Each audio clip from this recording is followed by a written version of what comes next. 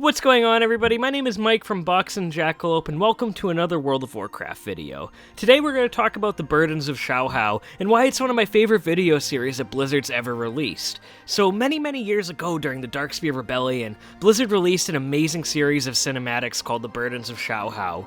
With all the parallels to 5.2 and Mists of Pandaria and BFA, I found myself really thinking about these sweet cinematics recently, and wanted to take a look back with you guys. A little tidbit about this series that I always found interesting was that it was based off pages you could find around Pandaria called the Emperor's Burden. It's little touches like this that can add a lot of depth and mystery to the world around it. It's why Pandaria is one of my favorite expansions because of how well and fleshed out the continent really was, and plus you guys know I love Pandaren to death. Emperor Shaohao was the last emperor of Pandaria, and everything from his character design to his personality is really awesome. I even like him visually in the game. I think it would benefit the Pandaren to have a design similar to the Shaohao cutscene. That being said, I do like the way Pandaren look as they are right now, and I wouldn't really change that for the world. The story of Shaohao is similar to our journey in Pandaria. He must overcome fear, anger, despair, and doubt. Counseled by the Celestials, Shaohao looked to the land of Pandaria to cleanse himself of these burdens. The story features everything that was great about Pandaria, and I mean everything, guys. The Celestials, the Jinyu, the Hosen, the Sha, the Pandaren, everything that made me love the expansion. It was like a love letter to the whole thing, and it was such a surprise from Blizzard to release something like this. They couldn't have picked a better time as well, right before the Siege of Orgrimmar to release a story like this. I really liked the portrayal of the Sha during these, and how Shaohao overcame them. My favorite was the Sha of Fear. Shaohao finds the Monkey King surrounded by the Three Manted, and finds himself engulfed by fear.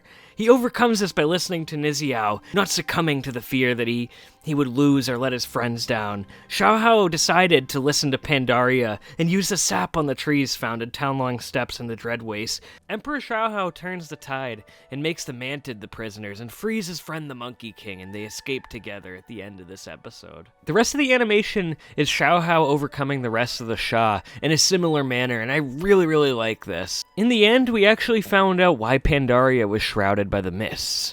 Emperor Shaohao realized his people didn't know the lessons that he learned throughout his journey, and realized they weren't ready to face the Legion. With one final breath, Emperor Shaohao became one with Pandaria, and formed a dense mist that protected his people from the burning Legion. This is one of the most selfless things I've ever seen a leader in Warcraft do. He protected his people so they could learn the lessons that he had. They had trained in his temples for years after his passing. They say if you listen closely, you can hear Emperor Shaohao in the wind. His spirit resides in Kunlai Summit, and we actually saw this in patch 5.3 of Mists of Pandaria. Great storytelling by Blizzard, honestly, and this is one of my favorite things in World of Warcraft. When people tell me they think Mists of Pandaria had a lame storyline, I often direct them to this video series, and usually it sways their opinion because I think it really represented the storyline very well.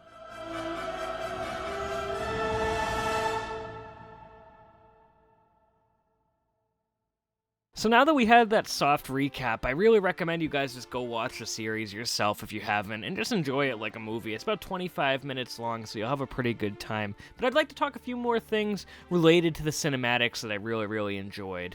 The art direction here is very beautiful, and I could use many of these stills as wallpapers on my computer. In fact, I actually have before, specifically from the Shadow Pan episode and the last one with the Sundering. Okay, so another thing that I really like about these cinematics is the fact that Lorewalker Cho narrates them. Gosh, I find Lorewalker Cho to be one of the most underused characters in World of Warcraft's lore, and I could make a whole nother video on him. But realistically, I would love to see Blizzard use him as a narrator for future storylines and future conflicts, even if they just go back to the Vale of Eternal Blossoms and have him just narrate a story that's going on. Again, I always found it kind of weird that they didn't really use him after Mists of Pandaria, besides in the Monk Order Hall and in Warlords for like that one quest line. These sweet cinematics paved the way for many other series that we would get from Blizzard before other expansions. Before Warlords of Draenor, we got the amazing Lords of War series. Before Legion, we got the awesome Harbinger series. And before BFA, we got the Warbringer series. And all of these were so amazing, and I love the style that Blizzard uses for these guys. But these are honestly some of my favorite cinematics that Blizzard has done so far. I may be a bit biased, but I can safely say The Burdens of Shaohao are my favorite of the series that Blizzard has done in this art style. I just think it tells such a beautiful story, and I'm a big fan of the Pandarans. I thought the Monkey King was a great character throughout this, and I thought it was very cool and a nice touch that you could get him as a follower in the Monk class hall during Legion. I know it'll probably never happen, but I would be one happy WoW player if Blizzard made the Hosen playable.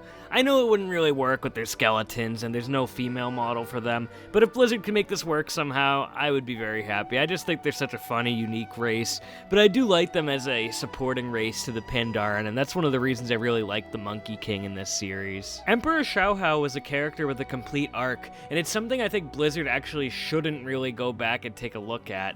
I know I always preach that Blizzard needs to use the Pandaren more, but I felt this character was perfectly done, and it was such a great storyline. In Legion, Monk players were even able to get his staff, which I thought was really badass if you played a Mistweaver. Unfortunately, although I loved the Mistweaver artifact, my heart has always been a Brewmaster when I played my Monk cult. So anyway, guys, as I thank you in every one of my videos, thank you so much for watching. Let me know what you thought of The Burdens of Shaohao in the comments below.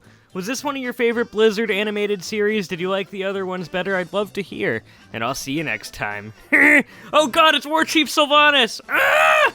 Oh look, you finished The Burdens of Shaohao. That gives you more time to do your 2-part series on Warbringer Sylvanas, right? Right, Michael? I'm getting bored waiting. I'm very impatient, you know. Anyways, thank you for watching, and please subscribe to these 2 witty Pandaren. Thank you. Dear Emperor, it is done.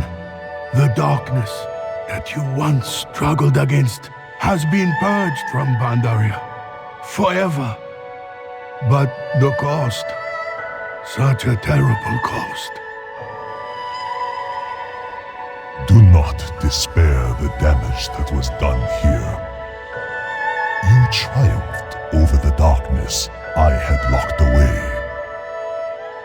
You have shown Pandaria the power of a true hero. But the question still remains, why do we fight? I trust you have learned to fight out of fear or anger is to fight a war that never ends. Face your fears, calm your hatreds. Find peace within yourself so that you may share it with the world around you. These are the greatest treasures in life. Truly they are worth fighting for. Thank you, Emperor. Thank you.